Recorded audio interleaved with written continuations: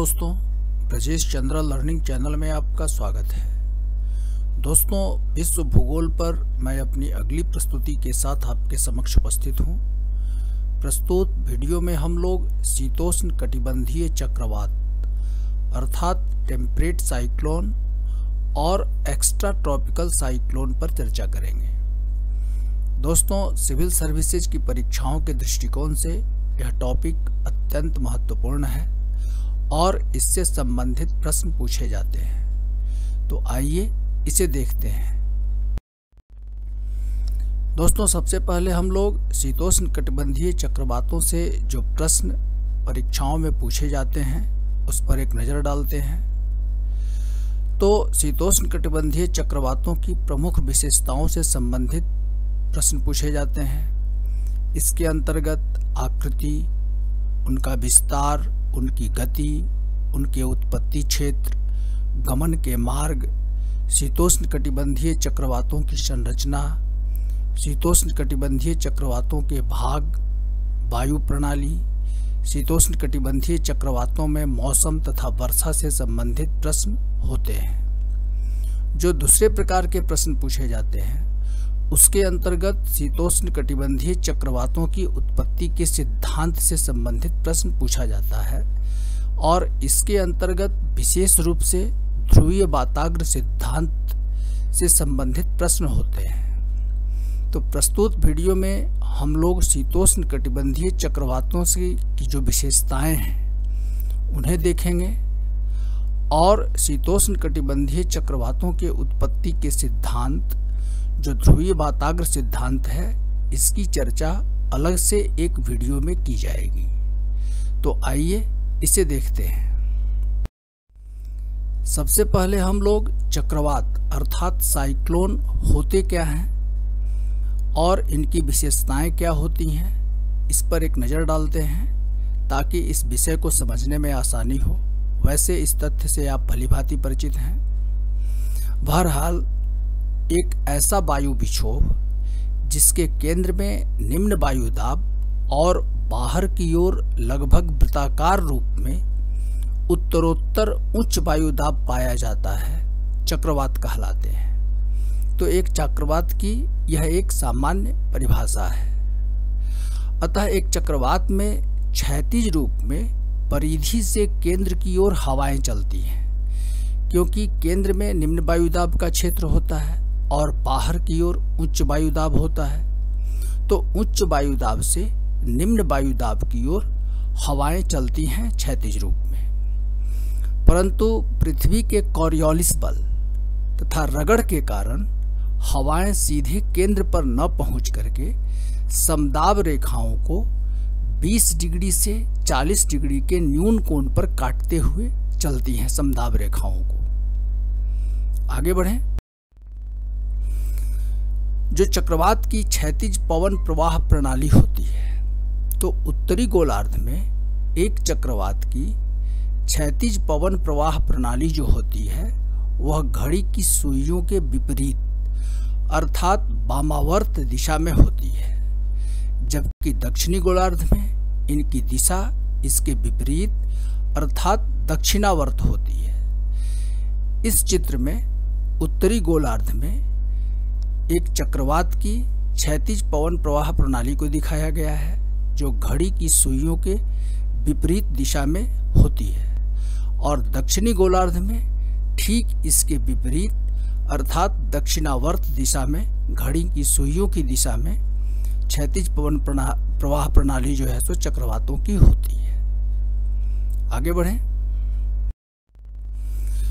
अब जो चक्रवात में जो ऊर्ध्वाधर पवन प्रणाली होती है वर्टिकल, तो परिधि से केंद्र की ओर हवाएं तो चलती हैं, लेकिन इस केंद्र पर ये हवाएं एकत्र नहीं होती हैं। यहाँ से इनका वर्टिकल मूवमेंट शुरू होता है अर्थात ऊर्ध्वाधर रूप में ये हवाएं ऊपर उठती हैं और ये शीतल होकर के जो इसमें वाष्प होते हैं वे संघनित होकर के वर्षा करते हैं। तो ये क्षैतिज और ऊर्ध्वाधर पवन प्रवाह प्रणाली है एक चक्रवात की। आगे बढ़ते हैं। अब ये जो चक्रवात होते हैं वो मुख्य रूप से दो प्रकार के होते हैं। शीतोष्ण कटिबंधीय चक्रवात, जिसे इंग्लिश में टेम्परेट साइक्लोन और एक्स्ट्रा ट्रॉपिकल साइक्लोन कहा जाता है, और दूसरा जो होता है उसे उष्ण कटिबंधीय चक्रवात अर्थात ट्रॉपिकल साइक्लोन कहे जाते हैं। तो प्रस्तुत वीडियो में हम लोग शीतोष्ण कटिबंधीय चक्रवात पर चर्चा करेंगे। तो आइए इसे देखते हैं। शीतोष्ण कटिबंधीय चक्रवातों को मध्य अक्षांशीय चक्रवात भी कहा जाता है, क्योंकि मध्य अक्षांशों में ही इनका निर्माण होता है। ये मध्य अक्षांशों में निर्मित होने वाले ऐसे वायु विक्षोभ हैं जिसके केंद्र में निम्न वायुदाब तथा बाहर की ओर उत्तरोत्तर उच्च वायुदाब होता है। इन्हें शीतोष्ण कटिबंधीय चक्रवात कहा जाता है। अब इनकी उत्पत्ति कैसे होती है? तो इनकी उत्पत्ति दोनों गोलार्धों में 35 डिग्री से 65 डिग्री अक्षांशों के मध्य दो विपरीत स्वभाव वाली ध्रुवीय ठंडी एवं उष्णार्द्र वायु राशियों के मिलने से निर्मित होने वाले वाताग्रों के सहारे होता है। यह एक महत्वपूर्ण तथ्य है कि शीतोष्ण कटिबंधीय चक्रवातों की उत्पत्ति जो होती है वो वाताग्रों के सहारे होती है। जहां दो विपरीत स्वभाव वाली वायु राशियां आपस में मिलकर के जब फ्रंट्स बनाती हैं, वाताग्रों का निर्माण होता है, तो उन्हीं वाताग्रों के सहारे शीतोष्ण कटिबंधीय चक्रवातों की उत्पत्ति होती है। यहाँ वे पछुआ हवाओं के प्रभाव में आकर के पश्चिम से पूरब दिशा में चलते हैं। आइए इनका रेखीय चित्र देखें। यहाँ आप देखें कि ये पूर्वी ध्रुवीय शीतल वायु राशि है जो पूरब से पश्चिम की ओर भ्रमण करती है, आगे बढ़ती है, और ये उष्णार्द्र वायु राशि है जो पश्चिम से पूरब दिशा की ओर भ्रमण करती है। और ये दोनों वायु राशियां इस तल के सहारे एक दूसरे से पृथक रहती हैं, और जैसे ही इस तल में असातत्य डिसकंटिन्यूटी उत्पन्न होती है तो इस तल के सहारे वाताग्रों का निर्माण होता है और एक शीतोष्ण कटिबंधीय चक्रवात की उत्पत्ति होती है। इसे हम अगले ग्राफ में देखें। यहाँ पर एक पूर्ण विकसित शीतोष्ण कटिबंधीय चक्रवात का रेखीय चित्रण किया गया है कि जो ये ठंडी वायु राशि है जो पूर्वी, और ये पश्चिमी उष्ण और आर्द्र वायु राशि है, तो इस तल के सहारे जो पृथक हुआ करती थी, अब डिसकंटिन्यूटी उत्पन्न होने के कारण यहाँ ये उष्ण वाताग्र निर्मित हो जाता है और यहाँ ये शीत वाताग्र निर्मित होता है, और इस प्रकार एक शीतोष्ण कटिबंधीय चक्रवात की उत्पत्ति होती है। आगे बढ़ते हैं। अब इन शीतोष्ण कटिबंधीय चक्रवातों की जो विशेषताएं हैं अर्थात जो कैरेक्टरिस्टिक्स हैं उन पर एक नज़र डालते हैं। तो सबसे पहले इनकी आकृति। तो शीतोष्ण कटिबंधीय चक्रवातों की आकृतियों में काफी भिन्नता पाई जाती है। समदाब रेखाएं प्रायः चक्राकार, अंडाकार या वी आकार की होती हैं। इनका जो व्यास होता है वह 160 किलोमीटर से 3200 किलोमीटर के मध्य पाया जाता है, परंतु सामान्यतः यह 300 किलोमीटर से 1500 किलोमीटर तक का होता है। तो ये इनका व्यास है। विस्तार की अगर बात करें तो चक्रवात से घिरे क्षेत्र का जो क्षेत्रफल है लगभग 16 लाख वर्ग किलोमीटर तक अनुमानित किया गया है। एक साधारण कोटि का जो चक्रवात होता है उसका जो वर्टिकल मान एक्सटेंट होता है, विस्तार जो होता है वह 10 से 12 किलोमीटर तक का होता है। इनकी गति जो होती है ग्रीष्मकाल में 32 किलोमीटर प्रति घंटा तथा शीतकाल में 48 किलोमीटर प्रति घंटा होती है। अर्थात जो ये शीतोष्ण कटिबंधीय चक्रवात हैं वो जाड़ों में, सर्दियों में अधिक प्रभावी होते हैं। यह एक महत्वपूर्ण तथ्य है। आगे बढ़ें। अब शीतोष्ण कटिबंधीय चक्रवातों का जो उत्पत्ति क्षेत्र है उस पर एक हम नजर डालते हैं। तो उत्तरी गोलार्ध में इनकी उत्पत्ति के दो प्रमुख क्षेत्र हैं, इसे आप देखें। पहला है उत्तर अमेरिका के उत्तर पूर्वी तटीय भाग से उत्पन्न होकर के पछुआ हवाओं के साथ साथ ये आगे बढ़ते हुए यूरोप में आइसलैंड स्थित निम्न वायुदाब के मध्य पहुंच करके विलीन हो जाते हैं। दूसरा, एशिया के उत्तर पूर्व तथा पूर्वी भाग में उत्पन्न होकर के उत्तर पूर्वी दिशा में भ्रमण करते हुए अल्यूशियन एवं उत्तर अमेरिका के पश्चिम तटीय भाग तक ये जाते हैं। तो ये दो प्रमुख क्षेत्र हैं उत्तरी गोलार्ध में। इसके अतिरिक्त इनकी उत्पत्ति के अन्य जो प्रमुख क्षेत्र हैं उनमें साइबेरिया, चीन, फिलीपींस के निकटवर्ती क्षेत्रों में भी इनकी उत्पत्ति होती है। इसके अतिरिक्त भूमध्य सागर, कैस्पियन सागर और बाल्टिक सागरीय क्षेत्र में भी ये प्रमुखता से उत्पन्न होते हैं, विशेष रूप से शीतकाल में। तो भारत में जो वर्षा होती है, शीतकालीन वर्षा, विशेष करके उत्तरी भारत में, उनमें भूमध्य सागर और कैस्पियन सागर में उत्पन्न होने वाले शीतोष्ण कटिबंधीय चक्रवातों का प्रमुख योगदान है। भूमध्य सागर और कैस्पियन सागर क्षेत्र में उत्पन्न होने वाले चक्रवात शीतकाल में अटलांटिक से आने वाली महासागरीय ध्रुवीय वायु राशियां अथवा दक्षिण पूर्वी यूरोप की शीतल महाद्वीपीय वायु राशियां उत्तरी अफ्रीकी उष्ण वायु राशियों से मिलकर के वाताग्र जनन करती हैं, अर्थात वाताग्रों का निर्माण करती हैं, जिन पर इन चक्रवातों की उत्पत्ति होती है। पछुआ हवाओं के संपर्क में आकर ये पूरब दिशा में गमन करती हुई पश्चिमोत्तर दिशा से भारत में प्रवेश करती हैं और उत्तरी भारत में पटना तक, जो बिहार की राजधानी है, वहां तक शीत ऋतु में वर्षा करती हैं। ग्रीष्म ऋतु में यह क्षेत्र जो है भूमध्य सागर, कैस्पियन सागर का क्षेत्र, यह चक्रवातों के प्रभाव से मुक्त रहता है। आगे बढ़ें। दक्षिणी गोलार्ध में ग्रीष्म एवं शीत ऋतु में 60 डिग्री अक्षांशों पर समान रूप से इनकी उत्पत्ति होती है तथा ये अक्षांशों के समानांतर पश्चिम से पूरब दिशा में गमन करती हैं और अत्यधिक प्रभावी होते हैं। चूँकि दक्षिणी गोलार्ध में स्थल खंड जो है उत्तरी गोलार्ध की तुलना में काफ़ी कम है, इसलिए ये दक्षिणी गोलार्ध में अत्यधिक प्रभावी होते हैं शीतोष्ण कटिबंधीय चक्रवात।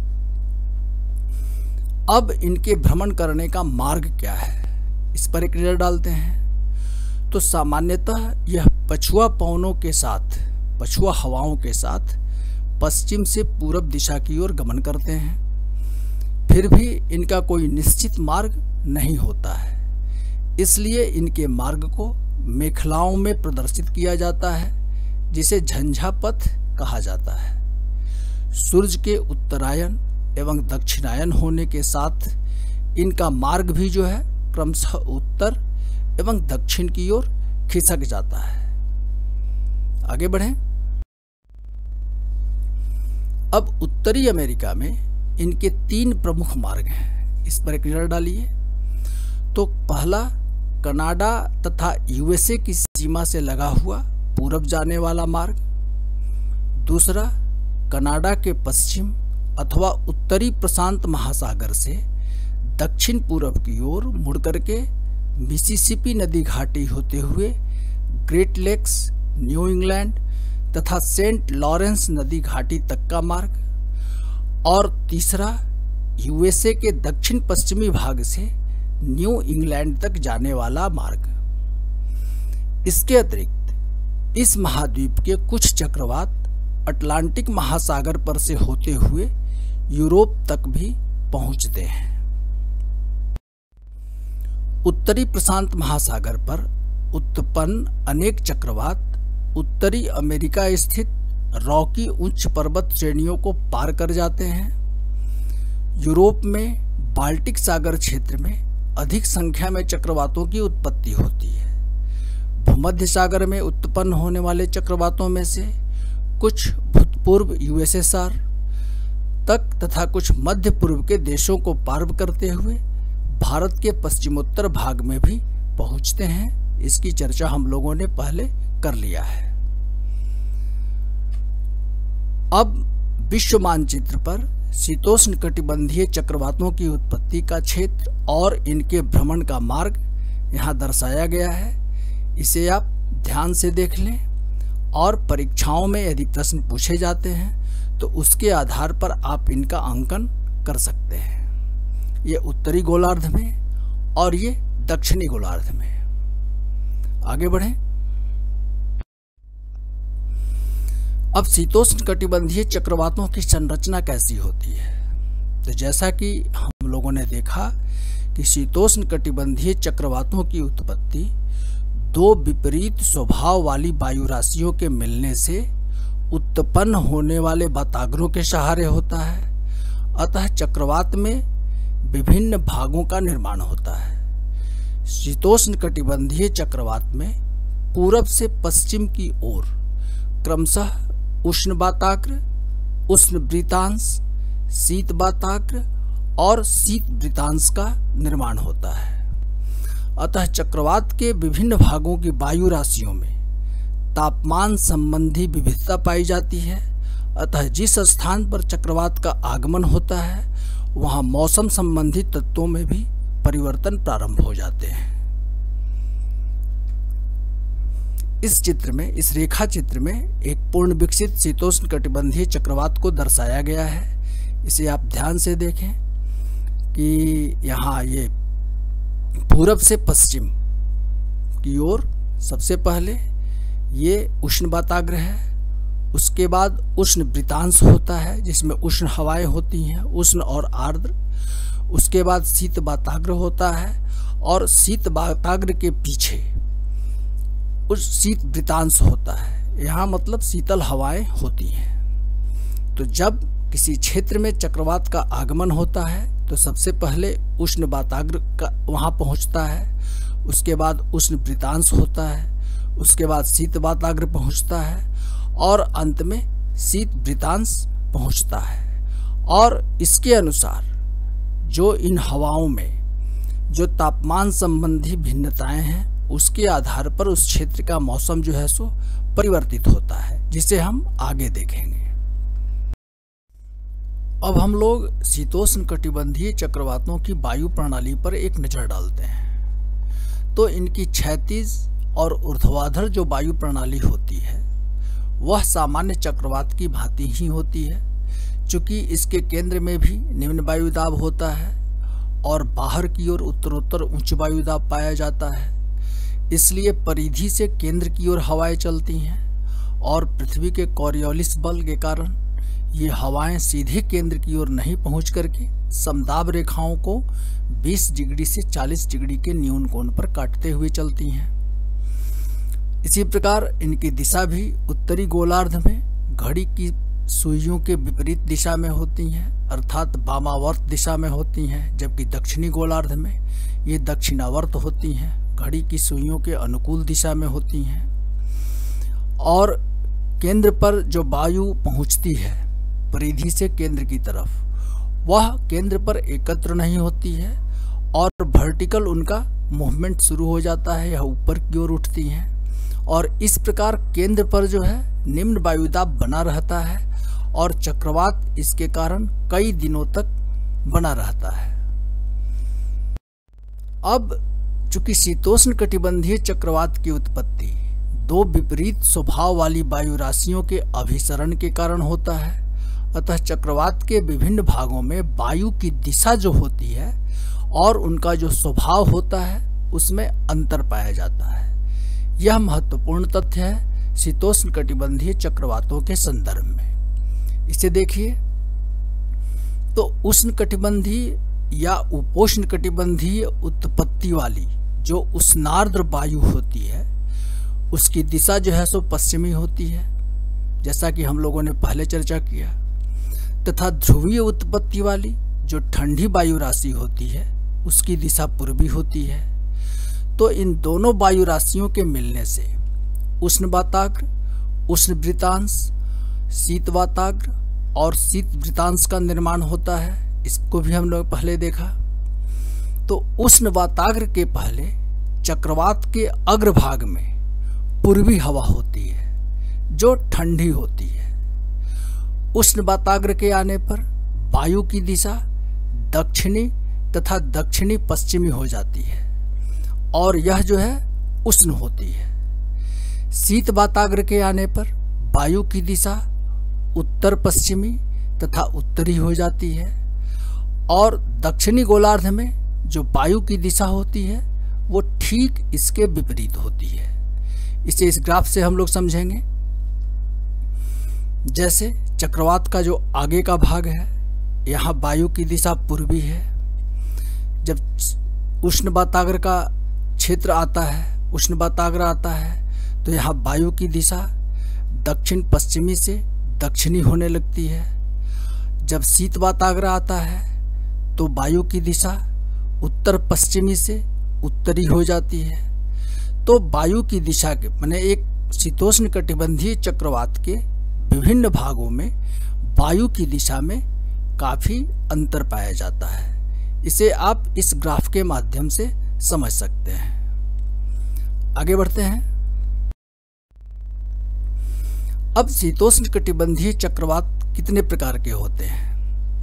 तो वायु दाब एवं तापमान की भिन्नता के आधार पर शीतोष्ण कटिबंधीय चक्रवातों को 4 प्रकारों में विभाजित किया जा सकता है। ये कौन कौन है?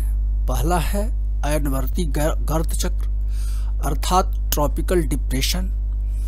दूसरा जो है तापीय गर्त चक्र अर्थात थर्मल डिप्रेशन। तीसरा है अनुवर्त गर्त चक्र अर्थात लीड डिप्रेशन। और चौथा है उपचक्रवात या सहकारी चक्रवात सेकेंडरी साइक्लोन। तो आइए इनकी विशिष्टताओं को संक्षिप्त रूप में समझें। तो जो ये अयनवर्ती गर्त चक्र है अर्थात ट्रॉपिकल डिप्रेशन है, इसकी जो विशेषता होती है कि कभी कभी उष्णकटिबंधीय चक्रवात जो हैं अपनी यात्रा के अंतिम चरण में पछुआ पवनों की पेटी में प्रवेश कर जाते हैं। तो इन चूंकि उष्णकटिबंधीय चक्रवात जो होते हैं उष्णकटिबंधीय क्षेत्र में है और कभी कभी ये गमन करते हुए पछुआ पवनों की पेटी में प्रवेश कर जाते हैं। तो इन चक्रवातों के आगे बढ़ने के साथ ही इनमें ध्रुवीय वायु राशि खींच करके चली आती है और धीरे धीरे इनमें वाताग्रों का निर्माण हो जाता है और इनमें शीतोष्ण कटिबंधीय चक्रवातों की विशेषताओं का समावेश हो जाता है।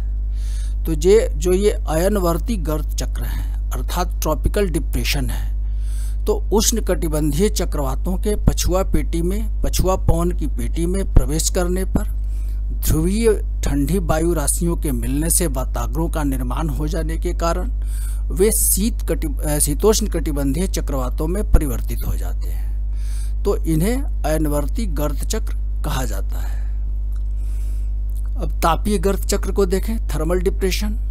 तो इन चक्रवातों की उत्पत्ति धरातल के स्थानीय ऊष्मन से होती है अर्थात धरातल के स्थानीय रूप से गर्म होने से इनका निर्माण होता है। इन्हें तापीय निम्न दाब भी कहा जाता है। तो ग्रीष्म ऋतु में महाद्वीपों विशेष करके मरुस्थलों के अत्यधिक गर्म हो जाने से निम्न वायुदाब उत्पन्न हो जाता है और चारों ओर से अपेक्षाकृत कम तापमान वाली हवाओं के पहुंचने से चक्रवातों का निर्माण हो जाता है। तो यहाँ भी 2 विपरीत स्वभाव वाली वायु राशियों के मिलने से ये चक्रवात उत्पन्न हो जाते हैं, शीतोष्ण कटिबंधीय चक्रवात। तो इन्हें तापीय गर्त चक्र थर्मल डिप्रेशन कहा जाता है। इसी प्रकार शीत ऋतु में ठंडे महाद्वीपों से घिरे उष्ण महासागरों में भी इन चक्रवातों की उत्पत्ति हो जाती है। लेकिन ये चक्रवात जो हैं अपने क्षेत्र में स्थिरवत होते हैं। संवहन कोषों की स्थापना हो जाने से आकाश में घने कपासी मेघ छा जाते हैं तथा गरज के साथ छींटे पड़ते हैं। इनके उदाहरण अगर आप देखें तो गर्मियों में आइबेरिया प्रायद्वीप, अलास्का, दक्षिण पश्चिमी यूएसए तथा उत्तर पूर्वी ऑस्ट्रेलिया ये स्थलीय भाग हैं जहां ये तापीय चक्रवात उत्पन्न होते हैं, गर्त चक्र उत्पन्न होते हैं। और शीत ऋतु में ओखोटस्क सागर, नॉर्वेजियन सागर, आइसलैंड तथा ग्रीनलैंड के दक्षिण पश्चिमी भाग ये सभी सागरीय भाग हैं। इनमें इन चक्रवातों की उत्पत्ति होती है, अर्थात तापीय गर्त चक्र, थर्मल डिप्रेशन की। अनुवर्त गर्त चक्र अर्थात लीड डिप्रेशन, तो ऐसे चक्रवातों की उत्पत्ति पर्वतों के वायु विमुख ढालों की ओर होता है। रॉकी पर्वतमाला के पूर्व में स्थित कोलोरेडो तथा टेक्सास में ऐसे चक्रवातों की उत्पत्ति होती है। इन्हें अनुवर्त गर्त चक्र कहा जाता है और ये पर्वतों के वायु विमुख ढालों पर उत्पन्न होते हैं। अब चौथा है उपचक्रवात या सहकारी चक्रवात, सेकेंडरी साइक्लोन। तो इस तरह का चक्रवात प्रायः मुख्य चक्रवात के विलीन होने पर उसके पीछे शीत सीमांत की ठंडी हवा के गर्म सागरों के ऊपर चलने से होता है। ये अल्पकालीन तथा क्षीण होते हैं। तो ये शीतोष्ण कटिबंधीय चक्रवातों के विभिन्न प्रकार हैं। आगे बढ़ें। अब महत्वपूर्ण टॉपिक है कि शीतोष्ण कटिबंधीय चक्रवात में मौसम तथा वर्षा कैसे होती है, इस पर एक नजर डालते हैं। तो एक पूर्ण विकसित शीतोष्ण कटिबंधीय चक्रवात में पूरब से पश्चिम की ओर उष्ण वाताग्र, उष्ण वृतांश, शीत वाताग्र तथा शीत वृतांश का निर्माण होता है। इसे हमने देख लिया।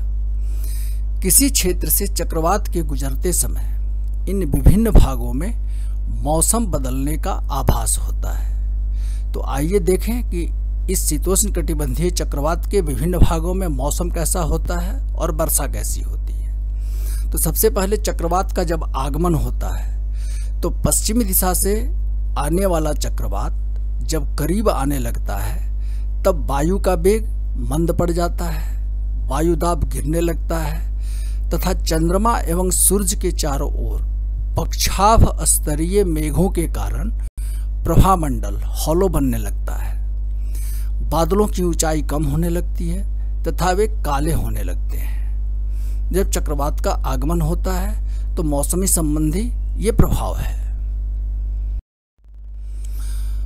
अब जब उष्ण वाताग्र आता है तो उष्ण वाताग्र के आने पर कैसे वर्षा होती है उसे देखते हैं। तो उष्ण वाताग्र के आने पर बादलों का जमाव अचानक से बढ़ जाता है तथा वर्षा प्रारंभ हो जाती है। वर्षा स्तरीय मेघों के साथ तीव्र वर्षा प्रारंभ हो जाती है, निम्बो स्टेटस। चूंकि इस वाताग्र में गर्म हवा धीरे धीरे ऊपर उठती है इसलिए वर्षा मंद गति से संपन्न होती है, परंतु अधिक देर तक तथा विस्तृत क्षेत्र में होती है। वर्षा की मात्रा मुख्यतः उष्ण वायु में नमी की मात्रा तथा वायु की अस्थिरता पर निर्भर करती है। उसके बाद उष्ण वृतांश आता है। तो उष्ण वाताग्र के गुजरने के बाद उष्ण वृतांश अर्थात वार्म सेक्टर आता है। इसमें वायु की दिशा पूर्णतः दक्षिणी हो जाती है। जैसा कि हम लोगों ने पहले देखा, आकाश मेघ रहित हो जाता है, वायु का तापमान शीघ्रता से बढ़ता है क्योंकि उष्ण वृतांश में उष्ण वायु रहती है। वायु की विशिष्ट आर्द्रता में वृद्धि हो जाती है, वायु दाब कम होने लगता है और वर्षा पूर्णतः बंद हो जाती है या फुहार के रूप में होती है उष्ण वृतांश के आने पर। जब शीत वाताग्र आता है तो उष्ण वृतांश के बाद शीत वाताग्र आता है, तापमान गिरने लगता है, सर्दी पड़ने लगती है। इस वाताग्र में ठंडी वायु गर्म वायु को ऊपर ढकेलने लगती है। वायु की दिशा उत्तर पश्चिमी या पश्चिमी होने लगती है। आकाश पुनः मेघाच्छन्न हो जाता है, अर्थात आकाश में पुनः बादल आ जाते हैं तथा काले कपास बरसी मेघ छा जाते हैं। चूंकि गर्म हवा ठंडी हवा द्वारा तेजी से उठाई जाती है अतः वर्षा जो है मूसलाधार एवं अल्पकालिक होती है। वर्षा का क्षेत्र भी कम विस्तृत होता है क्योंकि शीत वाताग्र की ढाल अधिक प्रपाती होती है। वाताग्रों से संबंधित जो अध्ययन सामग्री मैंने प्रस्तुत किया है उसमें वाताग्रों की विशेषताओं को रेखांकित किया गया है। इस समय तड़ित झंझा का भी आविर्भाव होता है। बिजली की चमक एवं कड़क के साथ वर्षा होती है। अंत में शीत वृतांश आता है, कोल्ड सेक्टर आता है। तो शीत वाताग्र के गुजरने पर शीघ्र ही शीत वृतांश आ जाता है। आकाश पुनः मेघरहित हो जाता है। तापमान में तीव्र पतन एवं वायुदाब में वृद्धि होने लगती है। शीत लहरी का प्रकोप बढ़ जाता है। वायु उत्तर पश्चिम से प्रवाहित होने लगती है। तो एक शीतोष्ण कटिबंधीय चक्रवात के विभिन्न भागों के किसी एक क्षेत्र विशेष से गुजरने पर उस क्षेत्र में मौसम और वर्षा संबंधी ये परिवर्तन होने लगते हैं। मुझे उम्मीद है कि इस अध्ययन सामग्री का उपयोग करके इससे संबंधित पूछे जाने वाले प्रश्नों का उत्तर आप आसानी से दे पाएंगे। अगले वीडियो में मैं शीतोष्ण कटिबंधीय चक्रवातों की उत्पत्ति से संबंधित जो ध्रुवीय वाताग्र सिद्धांत है उस पर चर्चा करूंगा। तो दोस्तों, इस वीडियो में बस इतना ही। यदि मेरी यह प्रस्तुति आपको उपयोगी लगी है तो कृपया मेरे इस वीडियो को लाइक करें, और यदि अभी तक आपने मेरे इस चैनल को सब्सक्राइब नहीं किया है तो इसे सब्सक्राइब अवश्य करें। धन्यवाद।